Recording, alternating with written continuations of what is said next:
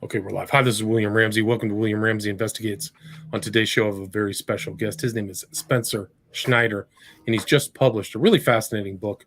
Title of the book is Manhattan Cult Story, My Unbelievable True Story of Sex, Crimes, Chaos, and Survival. And I highly recommend this book. It's very interesting. It goes into his detail about how he got involved in a group for over 20 years. And he is an attorney who specializes in corporate litigation in New York. He's also a native of Brooklyn and is an open water marathon swimmer and ice water swimmer. He works as an ocean lifeguard, operates a lifeguard training academy, and co-founded a water rescue group. He's the only member or former member of what he calls, or what is called, school to have published his experience in the cult. He was a member of the Inner Circle for 23 years, and he has a blog about his experience titled Cult Revolt. He's a contributing writer for East Magazine and lives in New York City and East Hampton. And I'll put his contact information in there. But Spencer Schneider, welcome to the show. Nice to be here. So for people, this is a fascinating book. This is your first book. Can you kind of talk about your life leading up to this kind of momentous meeting with a guy you call Bruce and how you really got involved in this very curious group in Manhattan? Yeah, sure. I'm from Long Island, in suburbs of New York. I was, grew up in a fairly middle-class background, wanting nothing. College educated, went to law school, had lots of friends, had a great job when I got out of law school. Nothing remarkable except maybe my father passing away when I was 25. Working very hard as an attorney in Manhattan in the late 80s, which was an exciting time. And so you were in kind of downtown Manhattan working long hours, and you met up with a friend, Bruce, and that's kind of where it all started, right? Yeah, exactly. So I had met this guy named Bruce in a bar in Tribeca, where he was working as a bartender. I was playing in a band there on the weekends, which was, like a hobby of mine. And excuse me, he befriended me and gained my trust. He was, Ivy educated fellow who was working on the bar on weekends. And over a period of time, he was showing great interest in me, and eventually made an invitation to join what he called an esoteric school for inner development. And can you talk about how they kind of like spotted you, like talent spotted you as somebody who could be in that group, but he kind of lured you in with the enticement of this kind of secret group? Can you talk about what the selling points were? Yeah, absolutely. Look, I wasn't really looking for anything. I'm not spiritually minded. I'm secular Jewish, and I kind of had everything I wanted. So I was doing just fine. But what he said about the group piqued my interest, because he said it was based upon an ancient philosophy, and that this group was secret, and that it consisted of other people like myself who would study the philosophy of Gurdjieff and of Ouspensky, which were part of the fourth way. Philosophers I never heard of, even though I had a philosophy major. And that appealed to me. I kind of missed learning. I missed intellectual rigors. And while I was very suspicious of this, I figured I'd give it a crack. The other lore was that he had wonderful friends. And he introduced me to a woman who was in the group and who was also extremely impressive in her background. And I could see that they had this tremendous bond together, which was unlike anything I'd seen in just casual friendships. So it was a very sophisticated and very specific type of recruitment that they had. Right. So they're looking for people who are educated, professionals, had some money, it seems like. Can you talk what it was like getting invited to that first meeting and what that first meeting was like? Yeah, sure. So we met at a secret location. He didn't tell me where we were going until the last moment. He kind of led me to this loft in Tribeca in a summer night, and we got up into a room, just an unremarkable loft with about 60 people milling about. It didn't look like it was a school or of ancient knowledge. It was just a bunch of white people like me, coming from the bank, coming from law offices, from the emergency room, whatnot. And the discussion was rather dry, and I wasn't really inclined to return, but I did. Right. So there's something there, but you talked Gurdjieff, who was kind of a known New Age, maybe modern philosopher, and he ended up in France, I believe. But they kind of had this, it was called these secret terms, the school, the place. So it kind of had this, but the selling point was that you could learn and evolve, right? That was kind of what the goal was for your personal development. Exactly. That these ideas, this philosophy was very practical, and could be used as sort of a tool to navigate, people's lives and, find meaning and, improve your job, improve all of these things that are very of interest to most New Yorkers, most people. But the trappings of it were very, familiar to me in a certain way. People sitting around and talking about ideas. So I suffered a crisis in that first month, which was that I lost my job. And I found they were extremely supportive and very helpful to me, the leaders and the other members, and, found the sense of community that, frankly had been missing. And it was a little bit like falling in love. It's like, it was very irrational. It didn't really make sense, but it was very strong and a compelling proposition to continue with these people. And it was you could sense at the beginning, there was like an interior structure. So you had these teachers, and can you talk about how it unraveled to you and what the teachings were and how the organization kind of functioned? Yes, it was very hierarchical. There were, two teachers sitting in front of a room, basically lecturing throughout, an evening twice a week. I mean, that's really what it was. But it came to really fill my life because they insisted that we come in and talk about our personal lives. And they gave advice based upon their interpretation of the Gurdjieff ideas. And the advice really crossed boundaries, so much so that your thinking was sort of permeated by the advice that they gave to people, which could be also very harsh at times. And, they used all the tools that cults use, really gaslighting people and love bombing. It seems like you got one of the first introductions, which is, we're there for you, we support you, that kind of thing. That's also another term.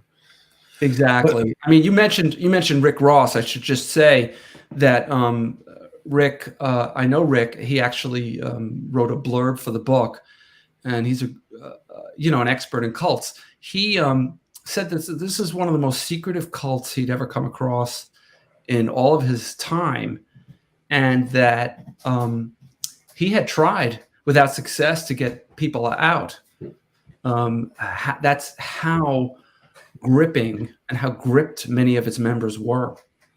It really is kind of different from all the other cults. Either have some address or corporate name, NXIVM, Scientology. This is super vague, and they keep insisting on invisibility, secrecy. So when you were in it, your family and friends before that had no idea, right? That's right. I never told a single soul about it for 23 years. Many people, many married people never told their spouses. Folks never told their children, their families, their best friends. I mean, for all people knew, I'm a lawyer. My clients didn't know. Nobody knew. And that was deliberate. If I could explain why. I mean, the leaders were, we didn't know this, but had been driven out of San Francisco because of a lot of controversy. And when they came to New York, they decided to just go seriously underground and continue by really trying to attract richer people and charging more. So they changed their business model, so to speak. So there was a business, like the first thing was for you, all they were asking was $300 a month, right? That's where. That's right. That's right. It was 300 a month, and then it sort of built up through the years, probably to about $400 or $500 a month, because they had all these extras. But this was a business. It was a big business that generated, I estimate over $1.2 million a year in cash for the leader. That's a lot. And so they had this thing. You had to get 2 books. It was Psychology of Man's Possible Evolution and Search for the Miraculous. But they insisted kind of on this Gurdjieff psychology and abandon kind of standard, maybe Freudian or more commonly understood kind of psychology, right? So you kind of, Yeah. Can you talk a little bit about that? Yeah. Well, in fact, we were forbidden from seeing psychiatrists or therapists because I guess the view was that we would maybe possibly reveal the existence of what we called school, but also because they really looked down on modern psychology. They thought dreams had no meaning, and they had their own conception of the way people's psychology worked, which may have some merits. It's based upon some Eastern philosophies, but it's really a hodgepodge of ideas that I really can't subscribe to right now anymore. But it was useful to help control people. I would say I would leave it like that. But they had this kind of thing. There was all this numerology. There was the 7. Right. It was almost like chakras or something. You were number 1, 2, 3, 4, 5, 6, 7. The 4th way. So there really was this kind of, you're supposed to emulate these certain doctrines to become a more full person, right? Yeah, absolutely. And some of them were attractive, like the law of 7 is about, is based upon the octave, and that there's 7, notes in an octave, or 8, I forgot exactly what is, I think it's 8 notes in the octave, which sort of represents how one goes about achieving a goal. And these were all very, interesting ideas. I don't know where they got them from, but there was also this cosmology of emanations coming from the absolute that was called the ray of creation. And we spent, years literally talking about these ideas over and over again. All right. So you're almost getting the same doctrine in a kind of a loop. Would you agree with that? Yeah. I mean, and which leads to people, being extremely bored and depressed, but they're so attached to it, and it really is like your whole mind, that it's very hard to escape it. But that's a perfect way of putting it. It is, and there's no, and even it's invisible, but you're not supposed to acknowledge fellow class group members, school members, actually is probably the right term, outside of these meetings that happen twice a week, right?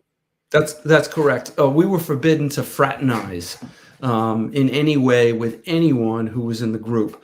We were told, "Oh, this is a special place. This is the place to talk to these people. Nowhere else.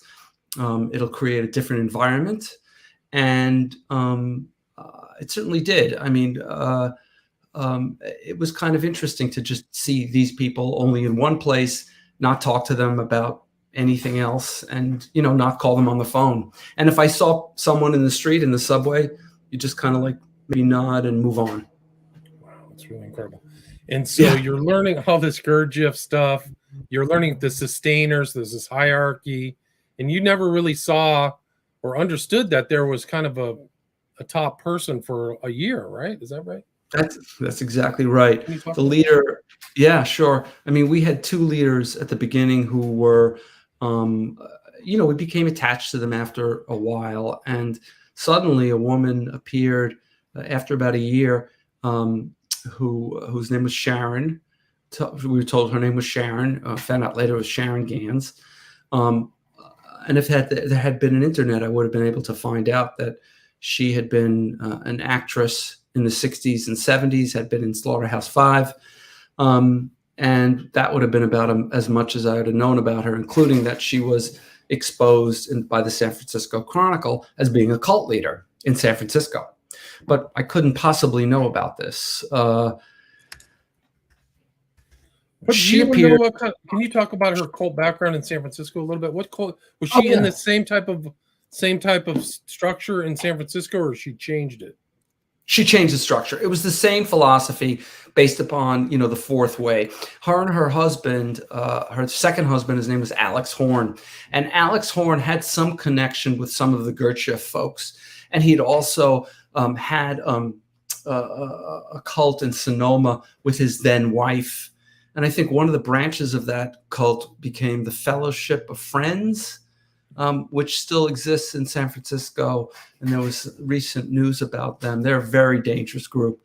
And so Alex and Sharon, they fancied themselves as an actress and a screenwriter. And they started this theater called the Theater of All Possibilities, which was a front really for a cult. I mean, they had their members of the theater group would be forced to sell tickets to their horrible shows. And they had this sort of communal kind of life, young folks. And there was a lot of abuse. There was sexual abuse and physical abuse and forced labor. And it was a pretty ugly situation.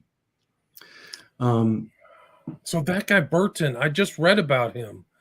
So she was associated with this guy Burton, and he was a predator, I think, of younger men, if I remember. Yes. Yes. Burton supposedly got his whole philosophy from Alex Horn. Oh, wow. Yeah. And wow. See, I didn't know that connection. Okay. So you were kind of like an offshoot of this Fellowship of Friends. No, the Fellowship was an offshoot of Alex Horn. Oh, okay.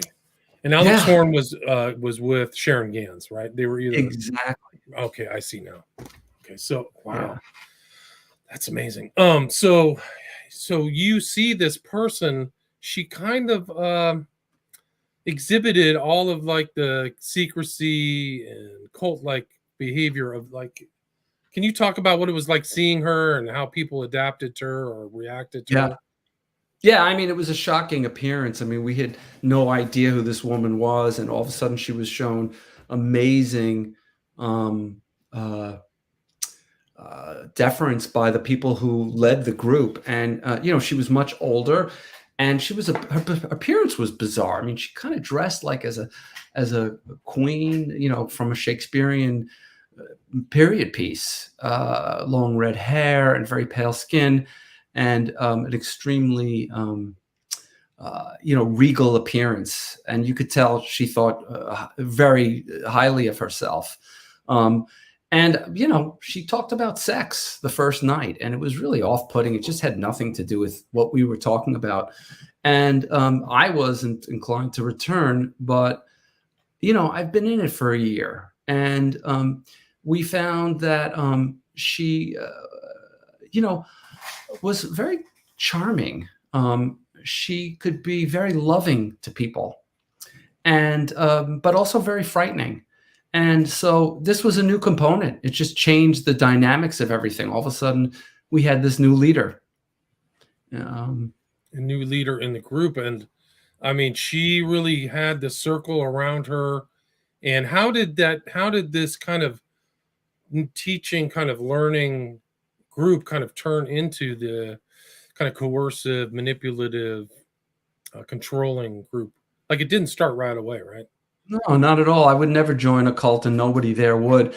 But I think what happened is that there was this hook, where they made you really feel like this was a place where you could learn something that you could learn nowhere else.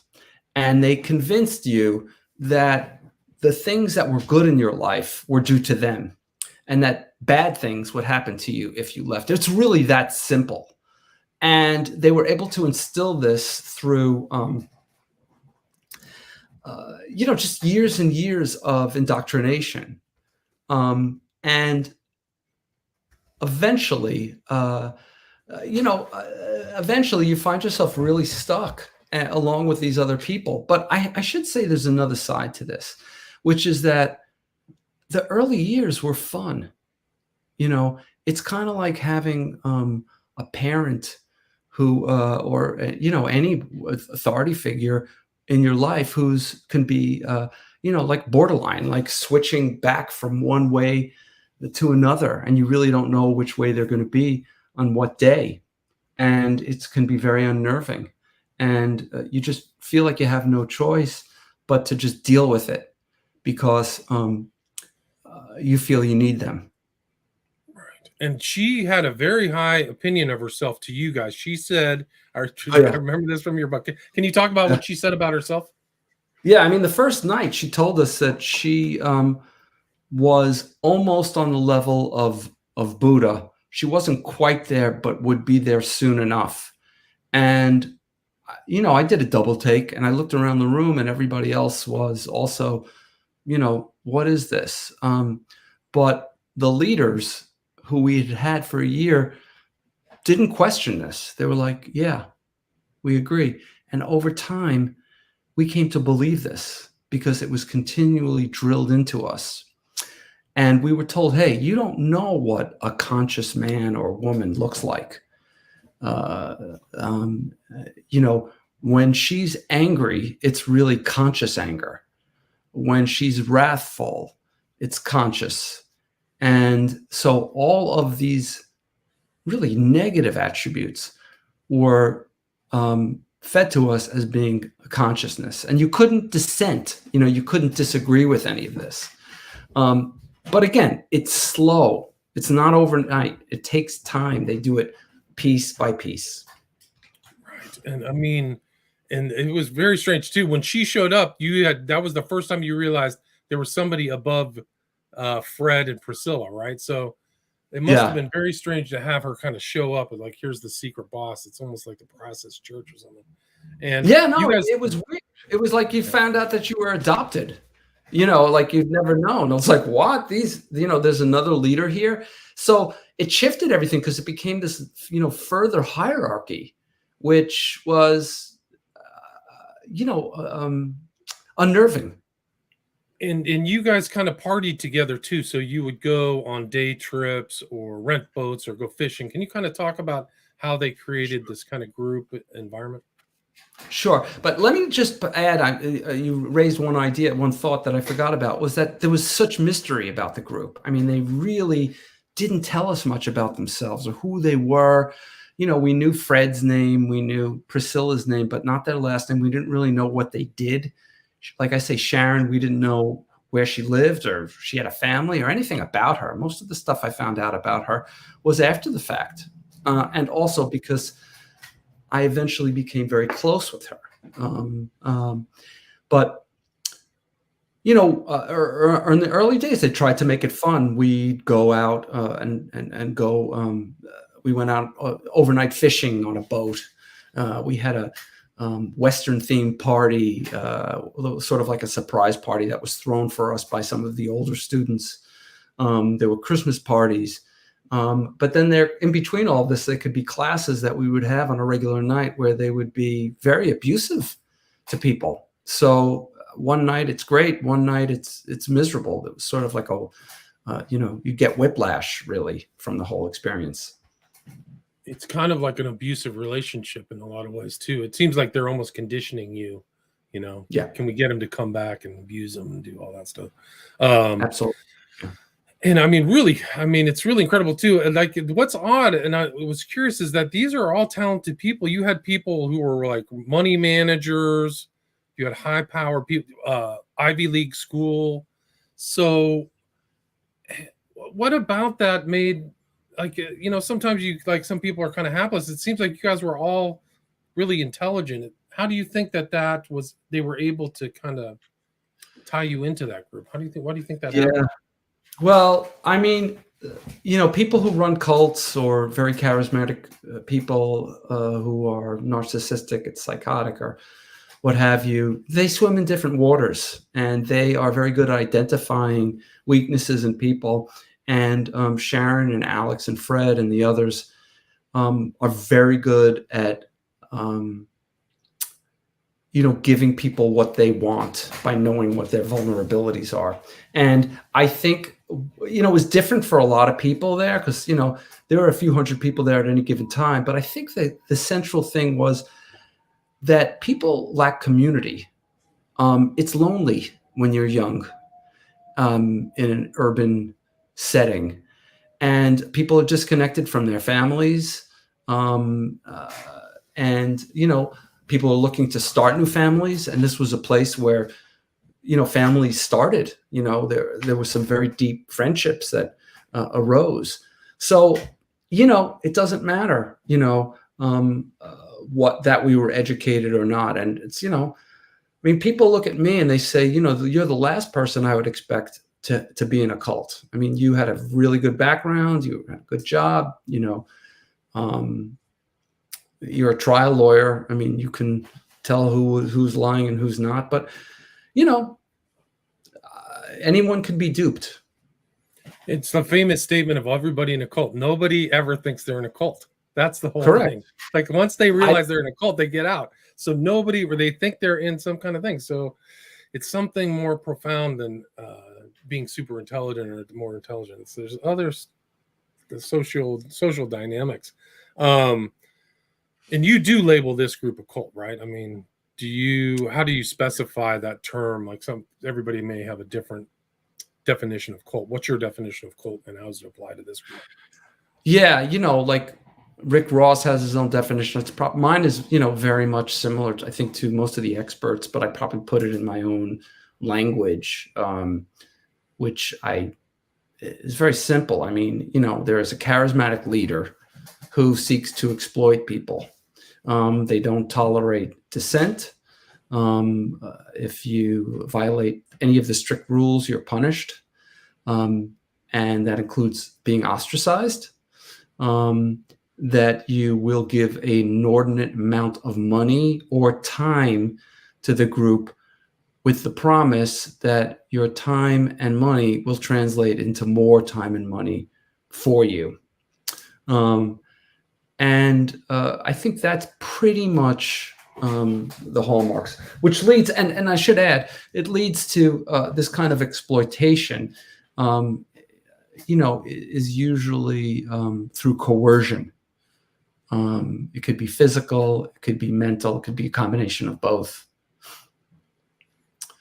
Yeah, and I've heard that term. The definition of a cult, I don't know if it's Ross's.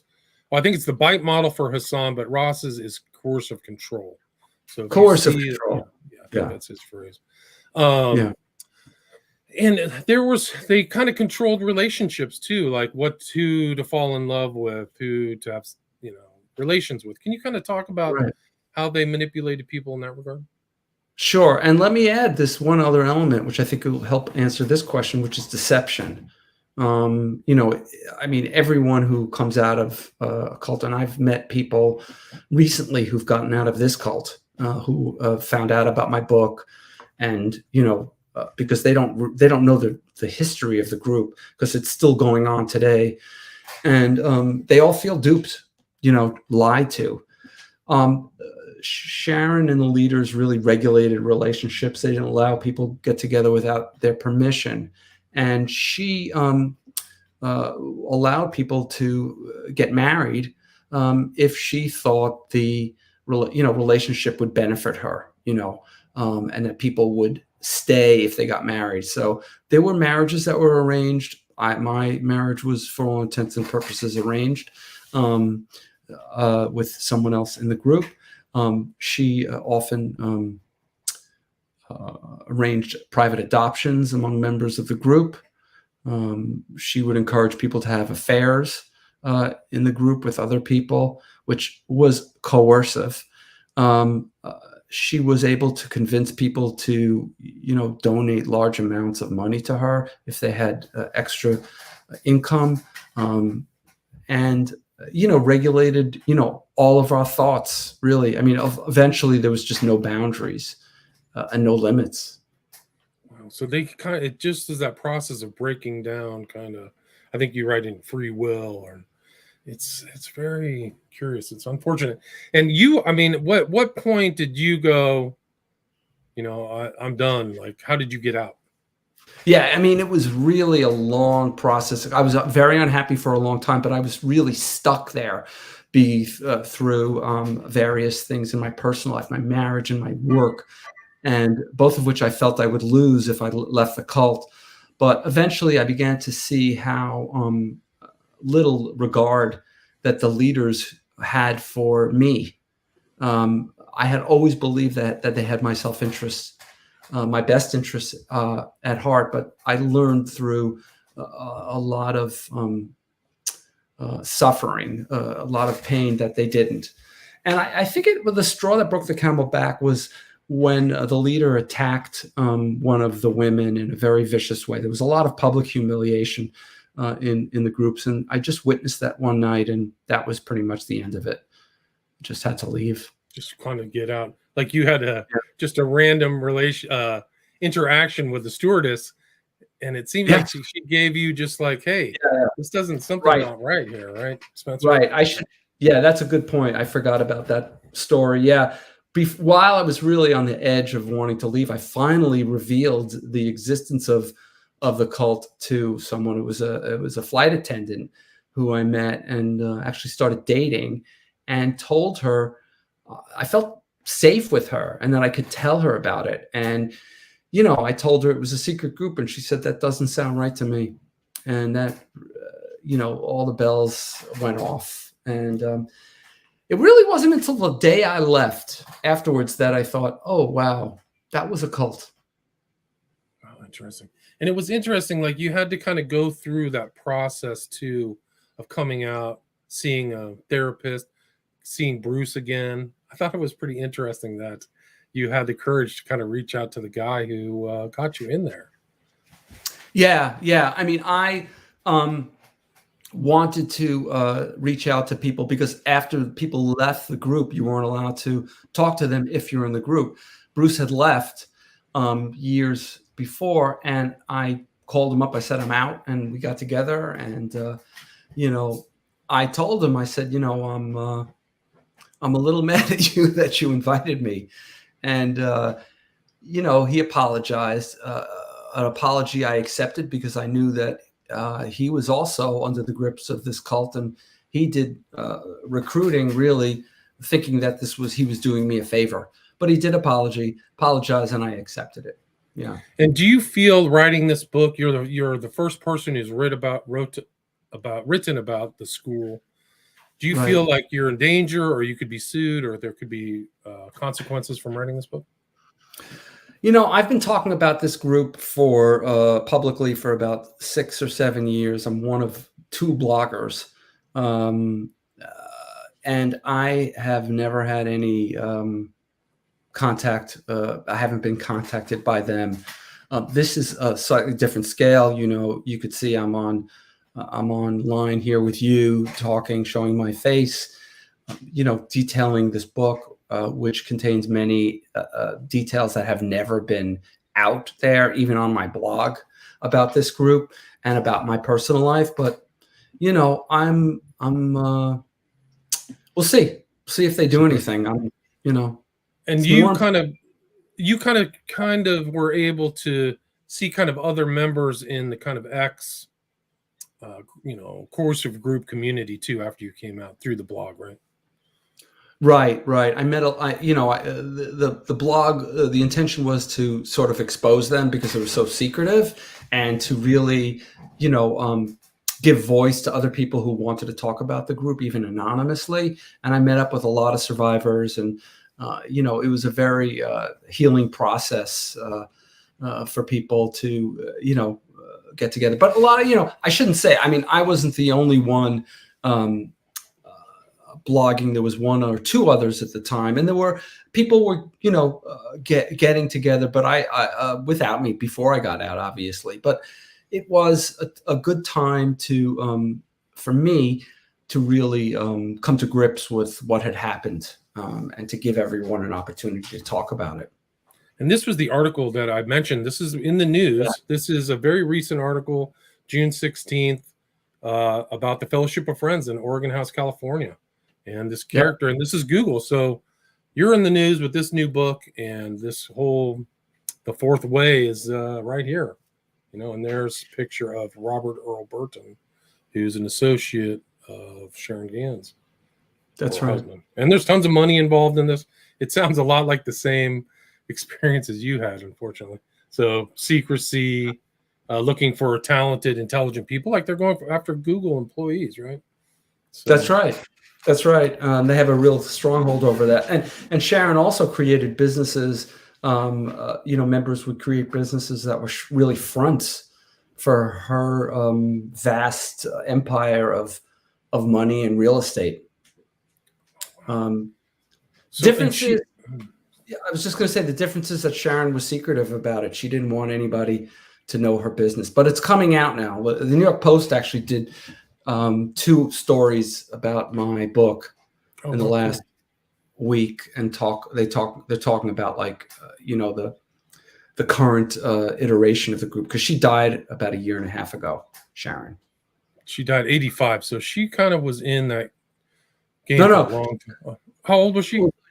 Yeah, she was 85. Yes, correct. I'm sorry. She died when she was 85 in the beginning of last year. Like the COVID epidemic, she was didn't make it, right? And so you have a picture of her buried with Horn too, right? They're buried next to each other. Right. They're buried out in Long Island, in East Hampton. Did you find writing this book was kind of a cathartic? How did you feel putting this information on page and putting it out into the public? Yes. I mean, it was cathartic in the sense of being able to finally get it all out and getting it done. The main reason I did it was to really expose this group and to show, to other people who are in this group really, or any kind of abusive relationship or traumatic situation, is that there's really hope. You can get out of these groups. You can recover. As low as I was, I managed to get things together. I had a lot of help, great family and friends, but it's a cautionary tale, but it's also a story about hope. Yeah, and it really is unbelievable. Like, the secret group barely has a name. Nobody talks outside of it. I had this weird, when I was reading through the book, like it was Fight Club or something.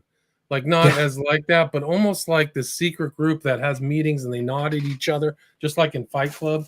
Like, they really structured a very curious group. And she made, you said 1.2 million a year. Did she live? She ended up living in the Waldorf Astoria or the Plaza Hotel. She had an $8.5 million apartment that was paid for by certain members of the group, and she passed away there. She had homes in the Hamptons, in Mexico.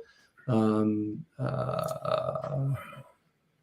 you ever see any overlap of this group with other kind of groups? Nexium was in New York, I know that, but so I never did. But one of the members of Nexium, Sarah Edmondson, who was the main whistleblower of Nexium and was in The Vow, along with Rick Ross, actually.